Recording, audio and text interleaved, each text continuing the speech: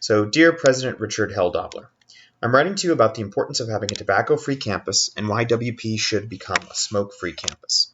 As we all know, smoking is the leading cause of lung cancer in the U.S. There are over 11,000 students who go to William Patterson University, and most of them do not smoke. For the students and faculty who do smoke, it is a very unhealthy habit that needs to be stopped. Okay, I don't know that I would lead with the fact that most of them do not smoke, right? One of your main goals is to kind of identify this as a very serious problem.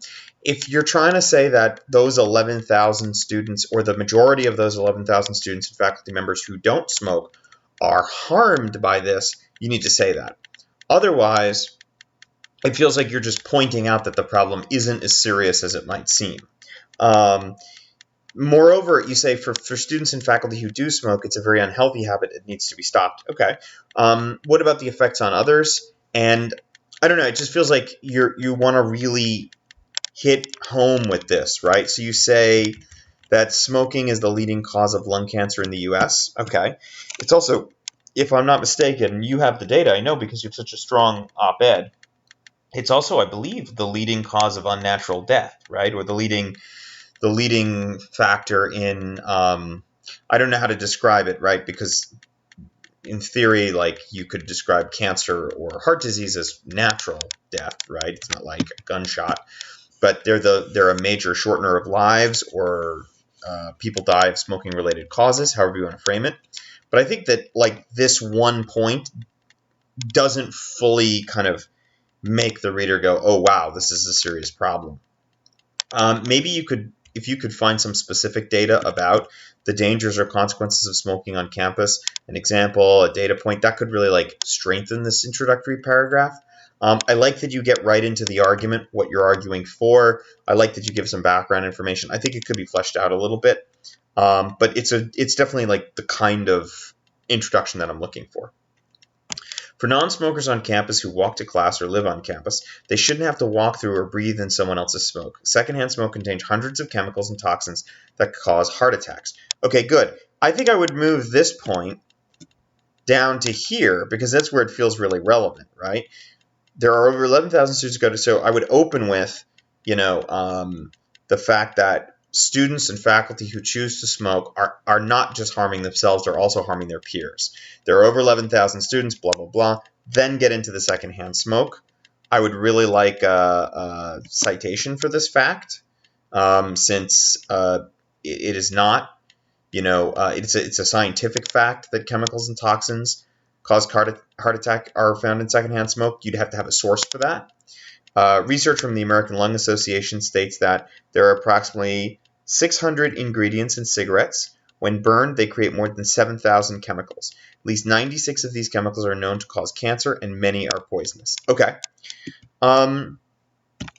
So how does this fit with everything? I feel like having just like the one sentence or the two sentence paragraph that doesn't explicitly connect back to the previous paragraph or into the following paragraph is making it a little difficult for me to feel like how this relates. I think on its own, it's a powerful point, but it'd be much stronger if it were related to these things. Are those the same, are these chemicals, these 69 chemicals, also in the secondhand smoke? Is it something you know or could find out? So it feels like you're starting with the idea of non-smokers, and then you're transitioning to how that works. I think making some connections, having some explicit transitions could help, or even combining these two into one paragraph with a little bit more explanation might be a good, strong way to make the connections between points. I am the voice for all the students who are in favor of making WP a tobacco-free campus. Okay, not sure what you're asserting here. Are you like imagining a scenario where you're able to speak for the whole campus, or are you like asserting that? I think that you're asserting that, and I think that's probably okay. I might frame it in a way that doesn't make it seem like you've already gotten the consent of others to speak for them.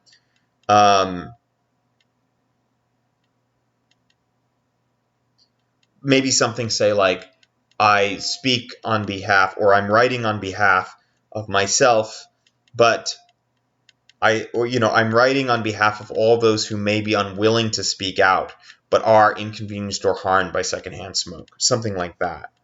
Eventually, all types of smoking, like e-cigarettes, should be banned on campus, but making WP a tobacco-free campus is a step in the right direction.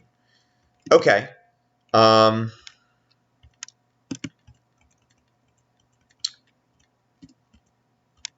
I see what you're saying here. I'm not sure how this first sentence connects to the other two.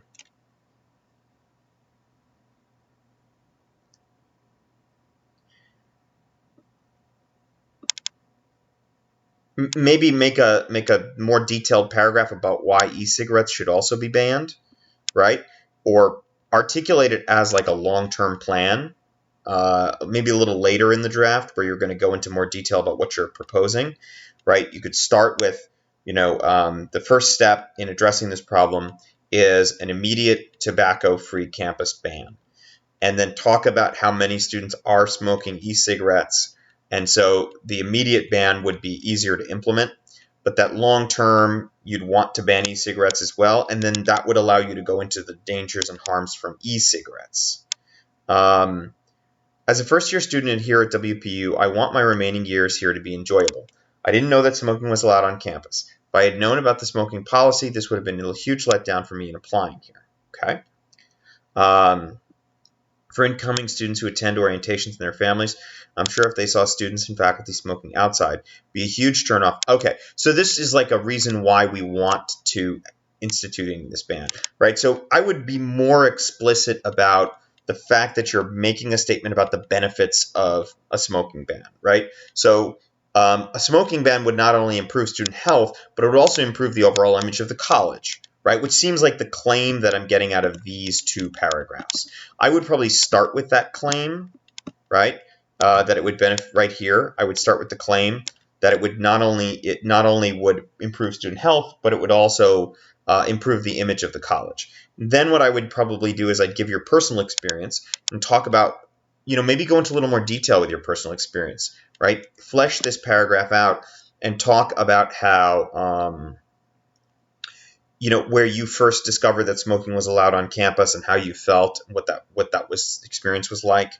And then go into this statement where you talk about how the image of the college would also be improved in the eyes of future students and particularly their parents, who would be impressed that the college is focused on student health. So I would kind of take what you have here and I would expand that significantly into either one large paragraph or 2 or 3 carefully linked paragraphs with clear transitions that are all about improving the college's image. So let's see what we have so far. I just want to kind of do a little bit of organizing before we move on to the next part. I'm going to do a little add in some kind of organizational headings as I see them. Seems like you're starting with the introduction. Then you're talking about the health benefits of a smoking ban. How it would benefit students who smoke by reducing their incidence of lung cancer, etc., their exposure to toxic chemicals, and how it would also benefit secondhand smokers. Then it feels like you have 2 paragraphs that are about the college's reputation. Okay, good. I'm going to come back and talk about these headings in a minute after we've gone through the whole draft. At the first year's, I'm here. More than 2,000 U.S. colleges have adopted a tobacco-free policy. Research has also shown that the number of college students who smoke daily has dropped from 7.6% to 3% since the policy has been placed. The way that you make that, it makes it sound like since the policy, makes it sound like you're talking about one particular policy. Are you talking about at a particular school, or did they do a study of a group of colleges? I'm assuming that they didn't look at all 2,000 colleges, that they only looked at a particular group. So I need context for this research study, right? who is it by, how many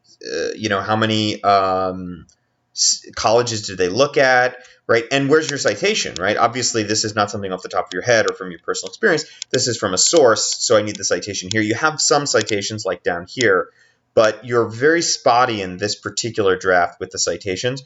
Anytime you take the words or ideas from a source, you need to cite it. And of course, I'm sure you know this, but you'll have to develop your list of URLs here out into a full citation page, a works cited page. The health consequences of tobacco smoking will outweigh the potential rebuttal from tobacco smokers.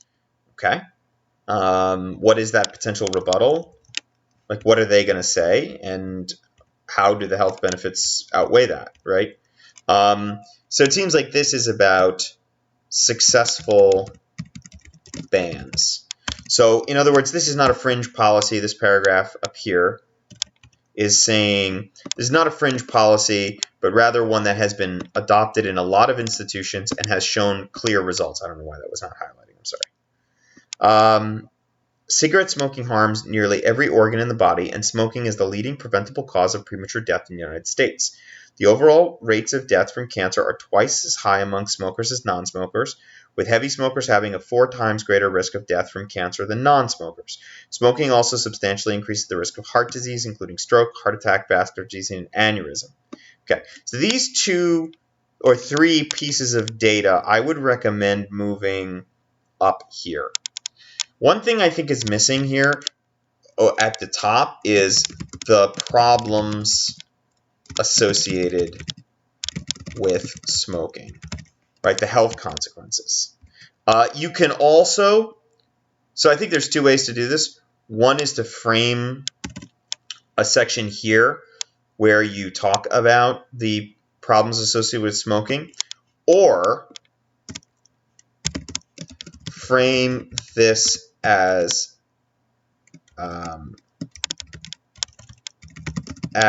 a benefit when these problems are avoided. Let me rewrite this. This is not clear. You can incorporate the facts about the problems associated with smoking in the following section, i.e., health benefits of a smoking ban, by describing the ways that a ban will prevent these problems. So you can say smoking, right. So you can open up with the idea that, say, for example, here you might say smoking is the leading cause of preventable death in the United States. Or down here, you can frame this as by imposing a smoking ban and reducing the number of students who smoke or the frequency with which they smoke, or we can help students to avoid premature death, given that smoking is the leading cause of premature death in the United States, or something like that. So you can identify the various health problems associated with smoking first, and then just simply talk about how the ban will prevent those problems in 1 or 2 quick paragraphs. Or you can have a longer section about the health benefits and talk about the problems associated with smoking through the lens of avoiding those problems for our students. Okay, good. Let's. WPQ continues to allow smoking on campus. This shows that you are in favor of smoking. Okay, maybe more, I would say that, the college is implicitly supporting students smoking.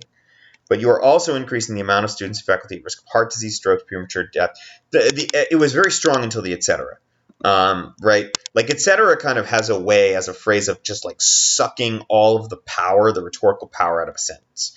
Increasing the amount of students but this shows that you are in favor of smoking, and you are increasing the number of students and faculty at risk of heart disease, stroke, and premature death. Period. End of sentence. End on a strong note. Imagine that a student goes through at least 1 pack of cigarettes in a typical school day.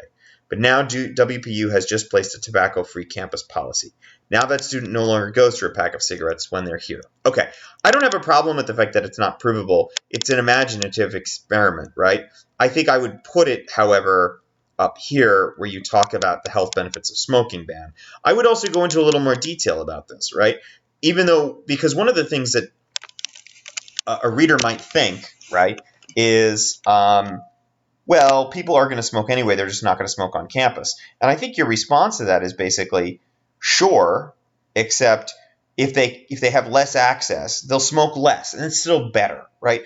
Even if we can't stop them off campus, we can at least make it harder for them, which makes it more likely that those students who are close to quitting will just take the plunge and do it, and those students who do want to persist will not be able to smoke as often and as much. I think that's a totally valid point. What I'll be looking for is more development here in the places that I've indicated, and particularly of the specific problems associated with smoking, which you've relegated to the bottom and haven't written any paragraphs about. You've just kind of listed facts. I know that you have a lot of material about this. Go back into your own archive of work that you've done over the course of the semester and integrate some more of that. And I would be more explicit about framing things in the way that I've structured it. So intro, get the reader's attention, give them an overview of where you're going in the letter. Establish the problems associated with smoking, and then talk about how those problems, by avoiding them, will lead to health benefits for our students. In this case, you can also talk about how, while we're starting with a tobacco-free ban, a long-term goal for the college should also be to ban e-cigarettes, and you tell me why. Then get into how smoking harms the college's reputation and how we can improve that reputation by prohibiting it. And then talk about how there have been successful bans that have showed real results based on research. I thought that was really strong. If you had given me more explanation of and context for the research, as well as a citation and an explanation of the credible source this comes from, that would have been a really powerful paragraph to me. Overall, you seem to have all the elements here, but they're all very thin, both literally in the sense that the paragraphs are very short and underdeveloped. And it's not like in an op-ed where you have multiple closely related paragraphs with transitions that connect to each other. It feels like you give me just a little bit of information and then move on. Flesh this out with a little bit more detail and especially explanation. While more quotes, details, and evidence are welcome, in a lot of cases it's just the explanation, right? In this research paragraph that I keep coming back to, I don't need you to quote more or give more data. I just need you to explain the study more so that I have an easier time following what you're saying. So flesh this out. Make sure you're explaining fully what the problems associated with smoking are, what the benefits of an on-campus ban are, what exactly you're proposing, right? Like, what does the ban look like? Everywhere, including outdoor spaces. How would it be monitored? Right? Like, what is it exactly that would there be any exceptions? Like, what exactly are you envisioning here? So flesh this out a little more. Go back to your archive of research from the previous projects and make sure that you complete your citations. If you do that and you really kind of turn it into a robust, highly detailed response, you'll be in excellent shape because the foundation is very strong. It just needs to be fleshed out and developed. Thanks for the draft, Sarah. I'm really looking forward to the revision. If you get that to me before the 20th, I'm happy to take a look at it early. And of course, we can talk about this in class tomorrow or on Thursday. Great work so far, and I look forward to the next draft. Thanks.